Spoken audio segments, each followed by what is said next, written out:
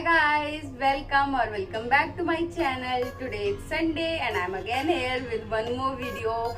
And today we'll discuss about that one ingredient जो आप अपने किचन से हटा देते हो, तो आप बहुत ही easily बिना किसी डाइटिंग के और बिना किसी चीज़ के 3 to 4 kg लूज कर लोगे विद इन अ मंथ. ठीक है. तो ये जो इंग्रेडिएंट है, अब मैं ज़्यादा सस्पेंस क्रिएट नहीं करूँगी. ये जो इंग्रेडिएंट है वो है मैदा. यस, रिफाइंड व्हीट फ्लावर भी बोलते हैं इसे. ठीक है. सो अगर आप मैदा खाना बंद कर देते हो for a month, you see a major change in your weight. Okay. So now let me tell you about it कि ये क्यों इतना हार्मफुल है, इसमें क्या प्रॉब्लम है, क्या न्यूट्रिशंस वैल्यू है इसकी. सो ये सारी चीज़ें हम डिस्कस करेंगे और आप अगर इसको लोगे तो कैसे लोगे, कैसे इसको खाना है, ये सारी चीज़ें will discuss. So the first thing about maida, सबसे पहले तो मैदा को हम कहते हैं ग्लू ऑफ गट. ठीक है.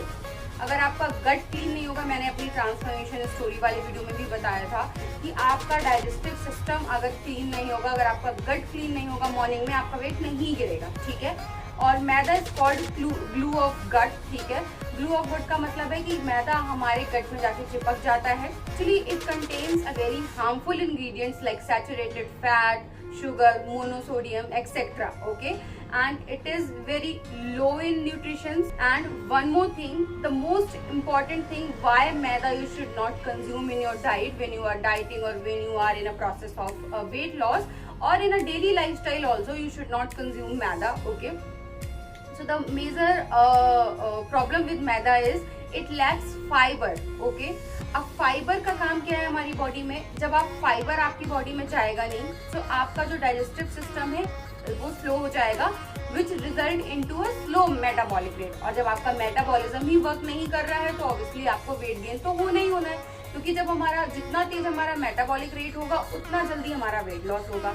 अब ये मेटाबॉलिक रेट तेज कब होता है? जब हमारा डाइजेस्टिव सिस्टम क्लीन कब होता है? डाइजेस्टिव सिस्टम क्लीन कब होता है? जब हम अपनी बॉडी में फाइबर इनटेक करते हैं. ठीक है. तो अगर आप अपनी बॉडी में फाइबर डाल ही नहीं रहे हो, आप डाल रहे हो मैदा जिसमें है शुगर, सैचुरेटेड फैट, मोनोसोडियम, जो आपकी बॉडी में फैट परसेंटेज को इंक्रीज कर रहा है, बैड फैट को इंक्रीज कर रहा है, और फाइबर तो है ही नहीं इसमें.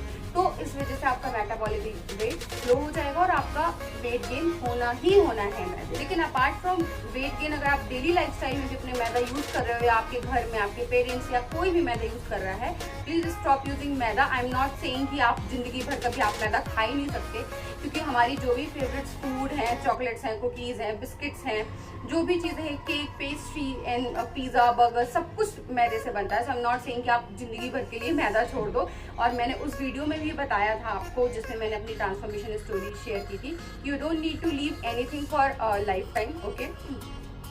तो what I was telling you कि मैदा से प्रॉब्लम क्या होती है apart from weight gain? Obesity, heart disease, chronic disease. ठीक है. इसके अलावा इसकी न्यूट्रिशन वैल्यू बहुत बहुत ज़्यादा लो होती है. तो ये सारी प्रॉब्लम, आपका डायबिटीज़ का रिस्क बहुत बढ़ जाता है मैदा कंज्यूम करने से. ये सारे इश्यूज हैं जो आपको मैदा कंज्यूम करने से होते हैं. तो यार अगर एक चीज़ खाने से इतनी सारी बीमारियाँ आ रही हैं तो हटा दो ना उसे. इसके बाद अब मैदा जो आपका है वो आपका ब्लड शुगर लेवल बहुत इंक्रीज करता है. क्यों? आप जब भी किसी डाइटिशियन के पास जाओगे वो क्यों मना करते हैं कि मैदा नहीं खाना है? मैं आपको रीज़न बताती हूँ. मैदा का जो ग्लाइसेमिक इंडेक्स होता है, GI होता है, वो बहुत हाई होता है. ठीक है. अब जब ग्लाइसेमिक इंडेक्स बहुत हाई होगा, आप कोई भी ऐसा फूड अपनी बॉडी में डालोगे जिसका ग्लाइसेमिक इंडेक्स बहुत हाई है, तो जब वो फूड आपकी बॉडी में जाएगा वो एकदम से आपके ब्लड ग्लूकोज लेवल को स्पाइक करेगा. ठीक है. अब आपका ब्लड ग्लूकोज लेवल स्पाइक हुआ है, तो आपके जो पैनक्रियाज हैं उनको बहुत ज़्यादा वर्क करना पड़ेगा, बहुत एक्स्ट्रा वर्क करना पड़ेगा इंसुलिन को रिलीज करने के लिए, ताकि वो जो आपकी बॉडी में जो ये ब्लड शुगर लेवल इंक्रीज हुआ है उसको वो स्लो डाउन कर सके. ठीक है. तो हमारे पेनक्रियाज को एक्स्ट्रा वर्क करना पड़ता है. अब एकदम से शुगर लेवल इंक्रीज होगा तो ऑब्वियसली डायबिटीज का रिस्क तो बढ़ेगा ही बढ़ेगा. इसलिए जब भी हम वेट लॉस प्रोसेस में होते हैं या नॉर्मल लाइफ में भी हमें हाई GI वाले फूड नहीं खाने चाहिए. ठीक है. दिस इज द रीजन जो डाइटिशियन मना करते हैं आपको मैदा खाने से. ठीक है. तो मैंने आपको बताया मैदा में बहुत ही लो न्यूट्रिशन होता है. Maida high in monosodium, sugar and saturated fat. Apart from this, maida में जो प्रॉब्लम है वो है कि मैदा फाइबर को लैक करता है. मैदा में फाइबर नहीं होता, जिस वजह से आपका डाइजेस्टिव सिस्टम स्लो हो जाएगा और आपका मेटाबॉलिक रेट स्लो होगा, which result into a weight gain. ठीक है ना, ये तो हो गई कि आपको कैसे नुकसान करता है। अब हमें बात करना है कि हम इसके अल्टरनेटिव्स क्या ढूंढेंगे। ठीक है, क्योंकि ऐसा तो नहीं है ना कि हम मैदे से जो बनती हैं चीज़ें वो हम खाना ही बंद कर देंगे, कि हम 1 महीने के लिए मैदा छोड़ रहे हैं तो हमने 1 महीने के लिए वो सारी चीज़ें ही नहीं खाई जो मैदे से बनती हैं।